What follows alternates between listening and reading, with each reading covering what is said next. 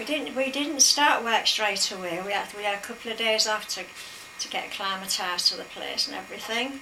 So me and Sebel decided to go and have a walk round Grant to see what was what. And all we could see was pubs, loads of them, nothing else, and some shops and things like that. So we decided to go in one, and Sybil was the same as me. She hadn't been accustomed to going into pubs. And we went in, and this noise of the piano, everybody was, the 2 or 3 pianos, not just one, playing music, everybody was singing, and there was the RAF there, the Americans, and best of all was the paratroops. Oh, lovely and smart with the red berries and lovely smiling faces, and hi babe, coming in, and all that business, you know. So we're soon enjoying ourselves. And so we went in and had a shandy, our usual drink, a shandy, and just stayed in for a bit, you know, 2 or 3 hours, and had a real nice night. And we came out. Sybil said, "Oh, that was good, wasn't it? Let's come round here again one night, you know." I don't know how many nights we're going to have off, because we used to work nights, didn't we? Anyway, we went home and got into our little beds in there and discussed everything, what was going to go on. And then it's time to go to work, start our job, wasn't it? It was 12-hour shifts. 12-hour shifts we worked, yeah. And days. And we've been supplied with like a yellow overall. They used to call us canaries, really. Did they? When you worked in the fillings, because you used to go yellow, your face used to go yellow. Yeah.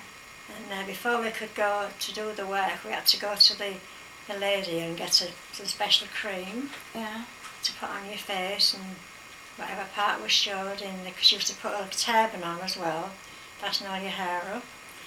And we got going in these sheds, and it was, you know, it was kind of work. You had to keep your eye on it all the time. You couldn't stop and do anything. You had to just keep on doing it, you know.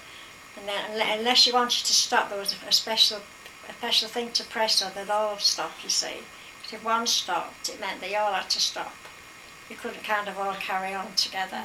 And one stop and not, you know, do you know what I mean? Yeah. Like a production lab. Yeah. And then when you did the night shift, you used to hear the Lancaster bombers coming in. Yeah, I know. And then when we did the night shift, we used to see, when it was dawn, we used to see these big Lancaster bombers coming in. They'd been to Germany on a raid, and they used to be making these terrible noises because there were lots of them were very badly damaged through the bombs and things like that. And I've actually seen some of them dip the wings, so they must have seen us. So we often wondered if they did see us all standing there waving. We used to turn the machine off and go stand outside on the duck boards and watch them all come in. It was a really wonderful sight to see them, to be quite honest. And I think it's a memory I'll always have that. That's why I'm a bit fond of the Lancaster bombers. And I've never been to see any more, but I've seen them come over here occasionally, you know. Yeah. Right.